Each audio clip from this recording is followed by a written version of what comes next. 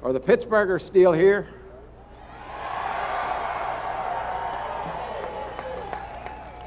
I too want to thank Canton for really being so kind and great to us. My family is here. They're in this section. That's about half of my family. They go back there. But there are many to thank, and I do so now. I'm not sure that anyone beyond the league's founders who gave their time, their savings, their lives in establishing the National Football League should be in the Hall of Fame other than players. Today we have a group of players who brought this game to a new century. Joe Montana, Ronnie Lott, Dave Wilcox, all 49ers. And the Raider, Howie Long. They have been very kind to me. I congratulate them on this most deserved honor. I want to express my appreciation to those who got me to Canton, the Steeler fans in Pittsburgh and beyond. They are the best, I should say you are the best fans in the world. Your support in good times and tough times has meant much to our success. The media everywhere who kept the fire in the Steeler fans and organization. Those who voted for me, I thank you all, especially Ed Bouchette. The coaches who taught me more about the game than anyone. The Steeler players from the 30s to the present. Good people, good friends. They played the game. Kiesling, Dudley, Stotner, Butler, John Henry, Lane. Then came the best team that ever played, the 70 Steelers. There are times, though seldom, when everything comes together, when a group of young men become a special team, where their accomplishments give them a time in history, not only winning, but being the best, and doing so with unselfish determination to be the best team, making the goal together. That happened in Pittsburgh. It was a glorious time. It began in 1969 when Chuck Noll, a young coach, arrived with the ideals and commitment to be the best, then assembled players with similar desires and convinced them that the goal was possible, not an easy task. But he never deviated and stuck to the basics. They began to believe that they could be the best.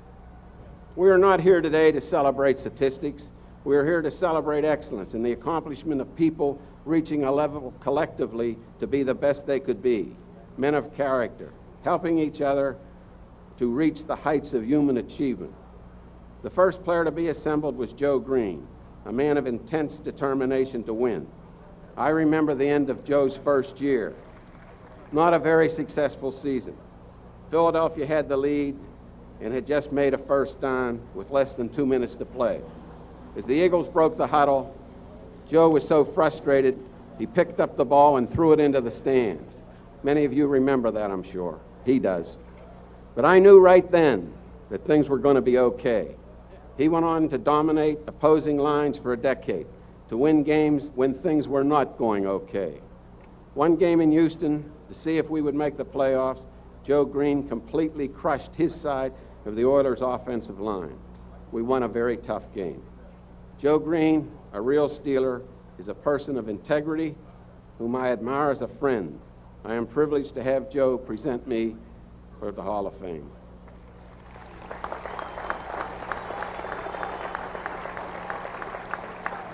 Later came Jack Lambert, who would not tolerate any less commitment than he had from anyone in the organization. Players, coaches, staff, and yes, presidents. In 1972, Franco Harris came to the Steelers. Before that time, we never won too often. After he came, we never lost. Franco was a very motivating player in a quiet way. He is probably the most caring individual player I ever met. But there are so many on those teams that brought victory, I could relate heroics on all of them. But time doesn't permit.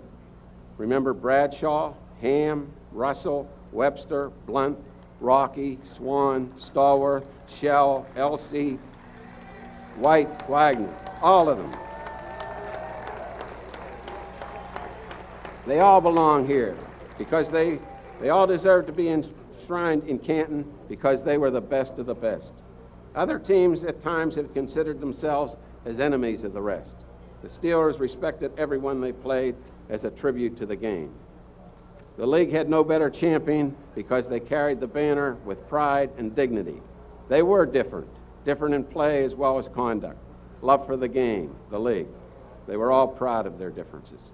And there are players of the 80s and 90s who were terrific Steelers and accomplished much success. Woodson, Lloyd, Hinkle, Kirkland, Dawson are just a few, led by another special coach, Bill Cowher.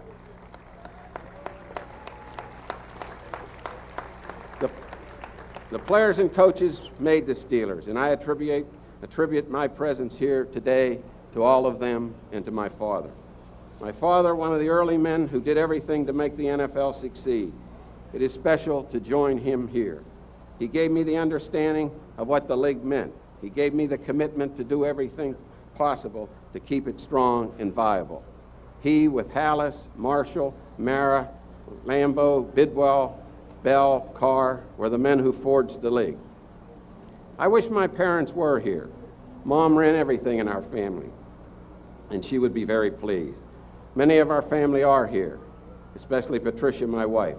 She is the one who keeps me straight. She was there always. She wouldn't let me fail.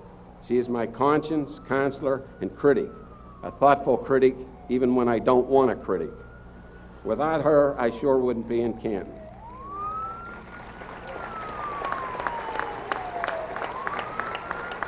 Our children, Art, Pat, Rita, Dan, Duffy, John, Jim, and Joan are here.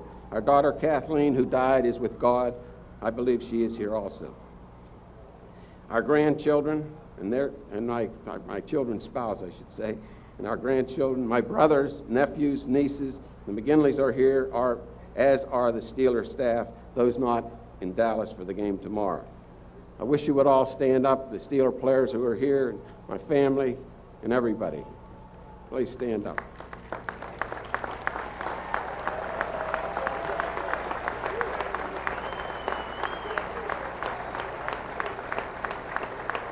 I have been very fortunate to have all the support and encouragement. I was in the league with those founders. I knew 3 commissioners personally. Pete Rozelle was a special friend. We worked on many issues. He was great. He brought the game to modern times. Bert Bell before him was a Steeler and put the television structure in place. And now Paul Tagliabue deals with the complexities of a modern sport. All good people who knew and did what was necessary in their time. There are a few men who are members of the Hall who gave me much. Their contribution to the NFL has been substantial. Wellington Mara, the integrity of the league. Tex Schramm, how to get things done for the good of the league. Use Robert rules when they help, wing it when they don't. Tex, we miss you. Lamar Hunt's concern for the game. And thanks to all of our friends and owners. Jerry Richardson is there. Players who came here this morning, and I thank God for so many things that he has given me and our family. But as has been said, this is a special time to be here. The new century, the return to Canton. All the important men of the game are here, and I thank you especially for making football the greatest sport in history. Now, I ask you to be watchful. See that the game remains the best, strong, viable, flexible for the present day. No one can be more interested than you. You have much to guide you. Your own commitment, how you played the game, the people in the league, players, coaches, owners, staff, and fans. Commissioner Tagliabue provides the leadership for football as America's #1 sport. Gene Upshaw, a Hall of Famer, is committed to the game and wants it to be the best. The television networks, our family, our players. You have my commitment to do whatever it takes. The National Football League, the game, is your legacy. Don't let anyone tarnish it. God bless you and sláinte.